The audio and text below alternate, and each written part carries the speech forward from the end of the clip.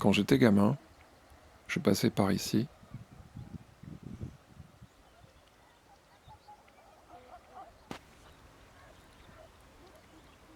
Soit pour revenir de l'école, soit pour aller jouer dans les vignes.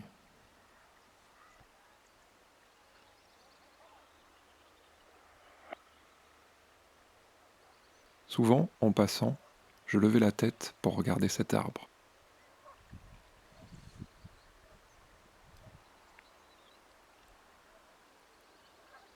Il me faisait penser à un conte dans un livre illustré où une famille de petits êtres vivait perchés dans un arbre, un peu comme celui-ci,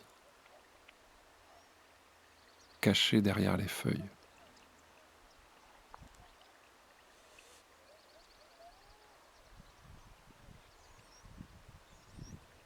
Avec le temps, cet arbre, il est devenu une sorte de repère familier pour moi. Sans doute à cause de son allure majestueuse et sereine, son air d'observer les choses sans jamais les juger, ni en bien, ni en mal.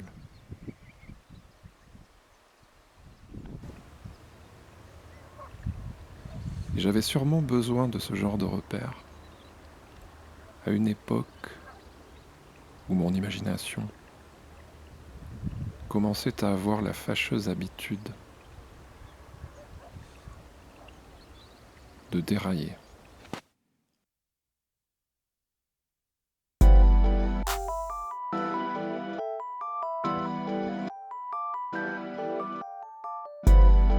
Pas mal d'images bizarres s'agitaient alors dans ma petite caboche. Je voyais des choses surgir dans le décor sans crier gare, sans être connecté à rien. Des choses dont j'étais loin de comprendre ce qu'elles étaient, ni d'où elles venaient. Parmi elles, il y avait surtout cette immense dame de fer blanc dont j'ai déjà parlé, si grande qu'elle touchait le ciel et qui balayait la terre de son regard perçant.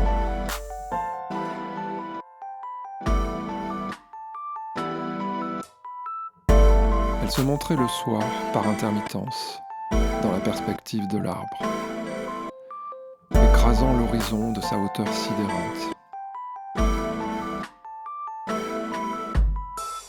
Indifférente au vent, aux nuages, au sillage des avions.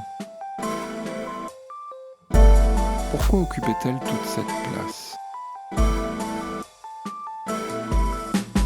Pourquoi me fixait-elle de cet air froid et implacable ? Quelles ondes inhumaines traversaient son crâne glacial, capté par les antennes monstrueuses qui en sortaient dans toutes les directions.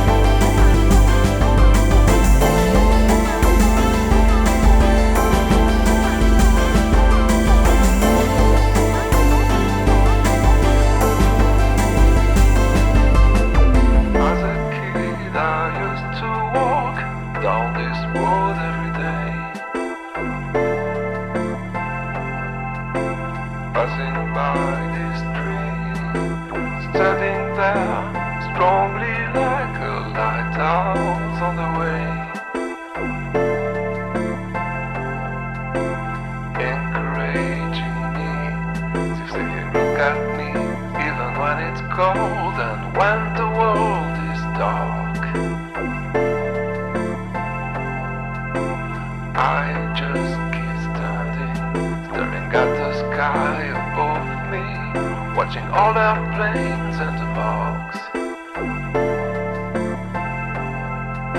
are constantly growing.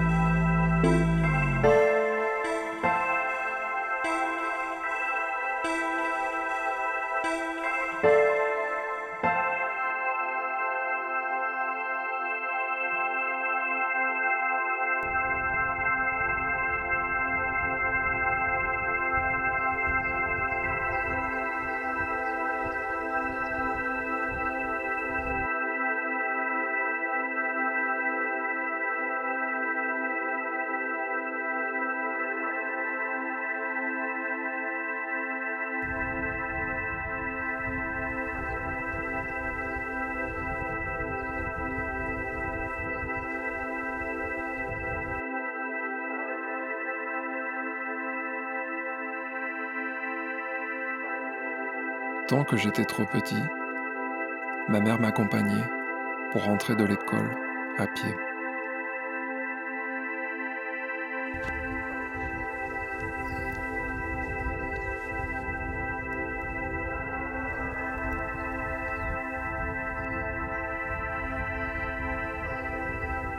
Puis vers 7-8 ans, mon père a décidé que j'étais assez grand pour redescendre tout seul.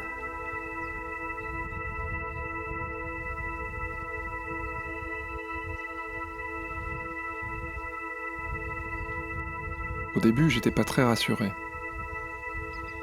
Surtout avec tous ces trucs bizarres qui me passaient par la tête.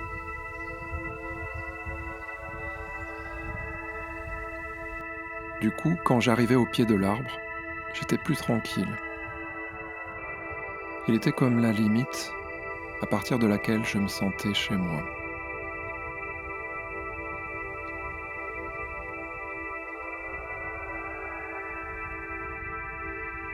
Mais c'était beaucoup mieux, bien sûr, les jours où je voyais ma mère qui m'attendait sur la route.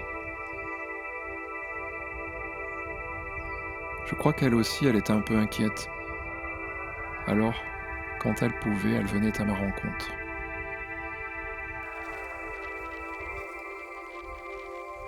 Dès que je la voyais, elle avait ce grand sourire de surprise et de connivence, avec les yeux écarquillés. Un sourire un peu extatique, qu'elle ne faisait qu'à moi. Je me retenais de courir, mais je pressais le pas.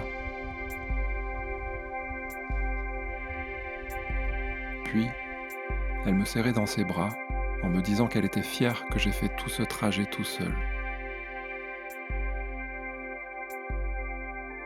Je lui racontais ma journée et elle me racontait la sienne. On rentrait à la maison en se tenant la main.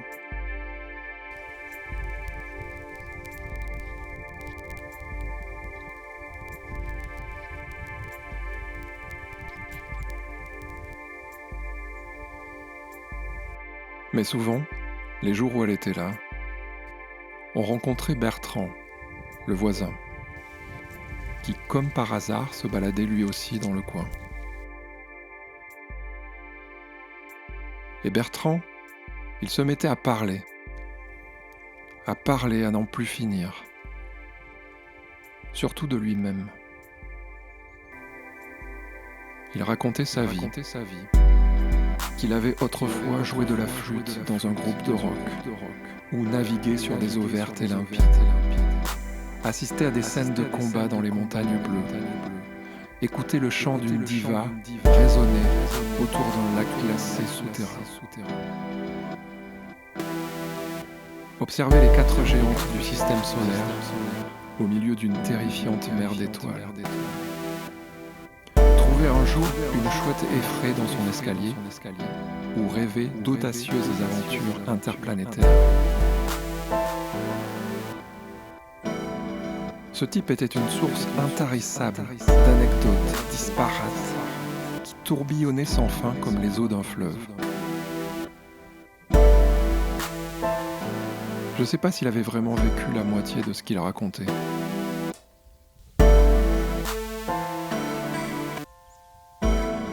Maman, elle l'aimait pas beaucoup, et pourtant, elle l'écoutait quand même avec une attention suspicieuse, comme si elle espérait trouver dans ce flot de paroles une vérité cachée.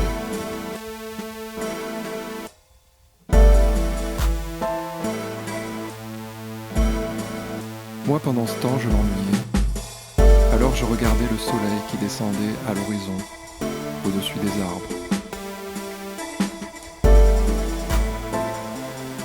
Plus haut, je voyais le visage de la dame de fer blanc transparaître dans le ciel rouge orangé et fixer sur nous son regard implacable. Comme si elle voyait exactement tout ce qui se passait dans nos têtes. Parfois je me disais que si j'avais pu m'envoler à sa hauteur et entrer dans son crâne, j'aurais pu savoir ce que pensait tout le monde.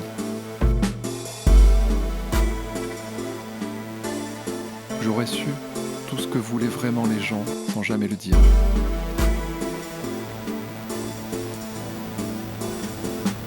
Et du coup, j'aurais pu prévoir ce qui allait se passer. Comme quand papa se fâcherait parce que je disais des bêtises. Ou quand maman disparaîtrait dans son gouffre et m'abandonnerait pour toujours.